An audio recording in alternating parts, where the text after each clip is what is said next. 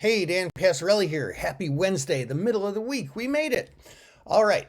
Well, I was going through some trades today and I came across an interesting one on Wing Spread Genius. That is our scanner that finds trades that professional traders make that are wing spreads, which are condors, butterflies, or iron butterflies. And sometimes there's even some other derivations, which we're going to talk about today. Let's take a look first at the trade. So the trade was 2,800 of the DAL December 55.60, 62.5, 65 call condors traded at $1.73. Now that's when Delta Airlines was at 55.24, right around the middle of lunchtime today. Now, why would somebody make a trade like that? Well, look, we see that Delta had earnings and a dividend. Their earnings were estimated to be $1.55.6. Actual was just $1.50, which is kind of interesting. They actually didn't beat the estimates. They fell short of the estimates, but it's still pretty high. Now that happens for a couple reasons. One is because the earnings call. The earnings call is actually much more important than the numbers itself.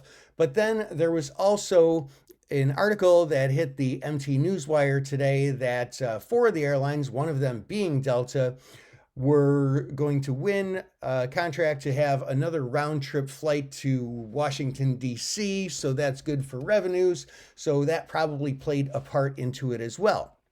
Now, this trade is interesting because it's conservative and aggressive at the same time. Let's look. So with Delta at about, let's call it $56 now, this is what that trade looks like. So just making this a one lot trade so that we can scale it. For 5-lot traders, we just do 5 of them. 10-lot traders, we just do 10 of them. But 1-lot traders, we're risking $1.79 for a potential of making up to $321. Now that's if the stock just rallies about 5% between now and is trading there around December expiration. So very low risk to a pretty leveraged potential profit. If it goes down, well, that's where we have that small risk. If it goes up, that's where we could have that pretty good profit.